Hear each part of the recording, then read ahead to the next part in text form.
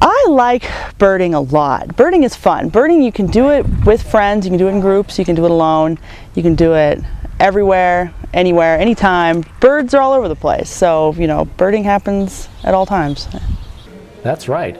And a happening place for summer birding in the United States is the annual Tucson Audubon Bird and Wildlife Festival. This is Rex Graham, editor of Birds News, in Tucson in August. What a surprising experience. August really is an awesome time for Arizona and southeast Arizona to be birding. You have, first of all, you have all these different biotic zones coming together, meeting, overlapping, which creates huge, incredible biodiversity on its own. Then you have the monsoon rains, which are making everything flower and leaf up. And then you have migration is underway. For many species, they're already beginning their fall migration, coming down to this area.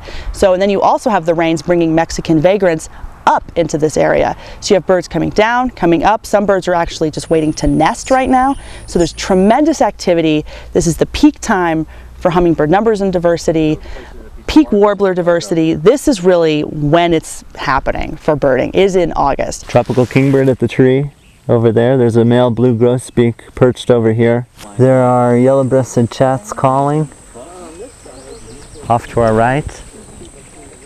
I can hear a Bell's Vireo singing off to our right.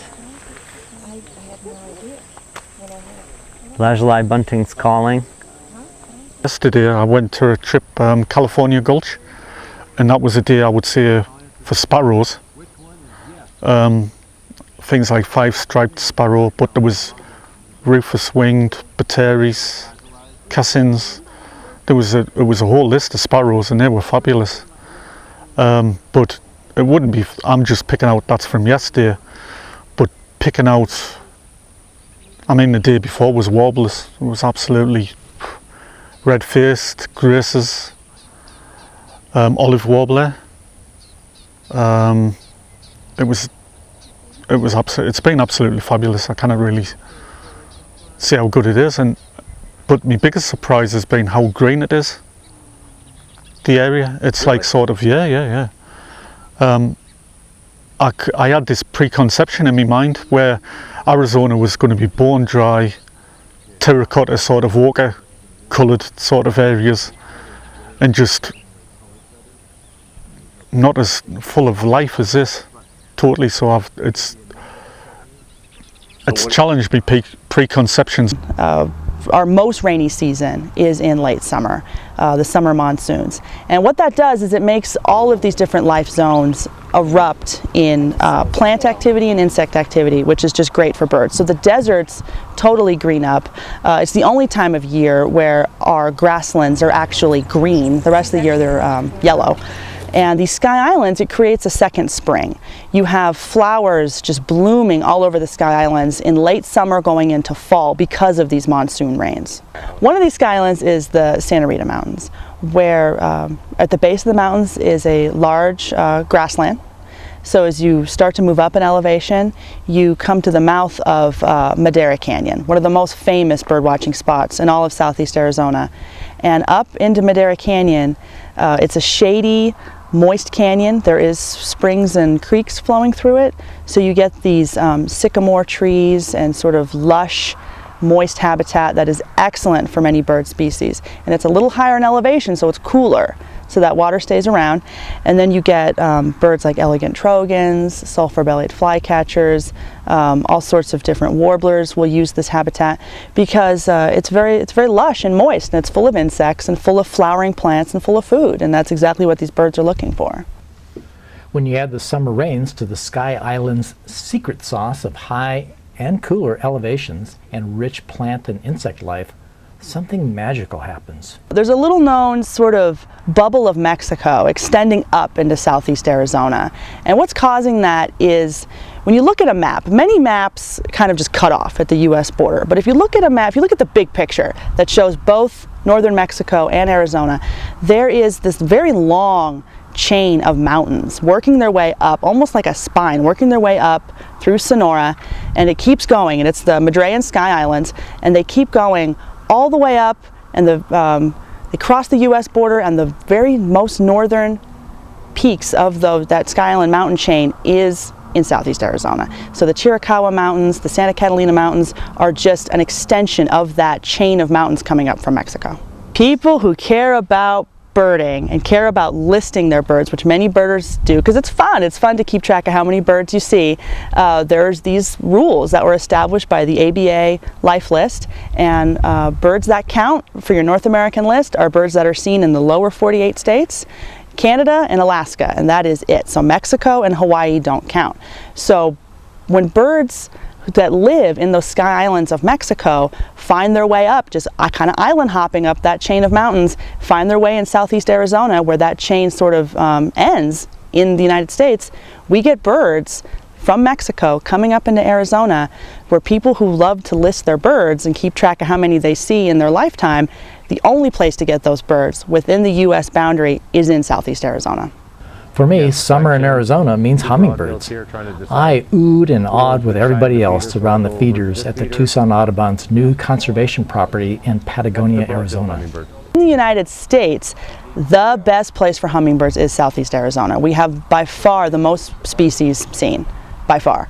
And many of these species are here year-round, some of them. So August, right now, when these monsoon rains are coming through, this is the peak time for hummingbirds, both in terms of diversity as well as just raw quantities of individual hummingbirds coming through.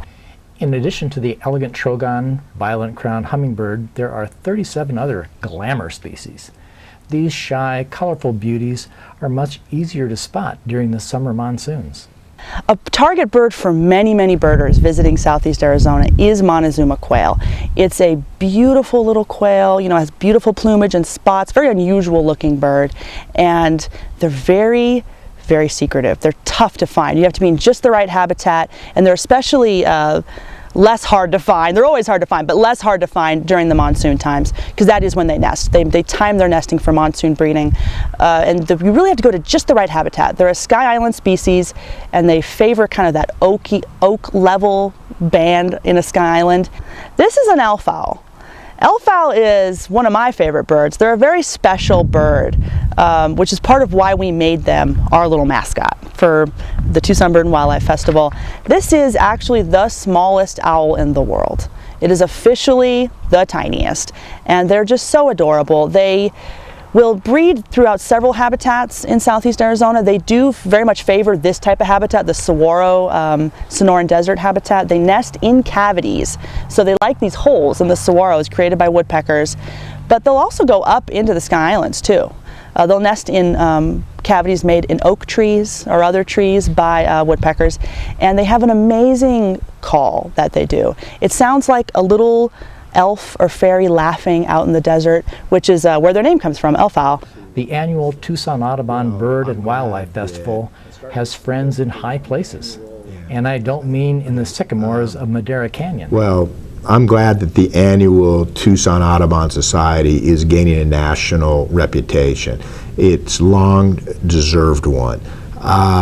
It is, first of all, we emphasize in this community ecotourism, and the idea that the Audubon Society would bring to our community people from all over the United States, and probably, I'm guessing, places all over the world, to Tucson, one, to get together, to learn, to enrich their education, but also to get out and see what's here. This society and this festival is long-standing, bringing great speakers, bringing great events, and great experiences for anyone who loves birds.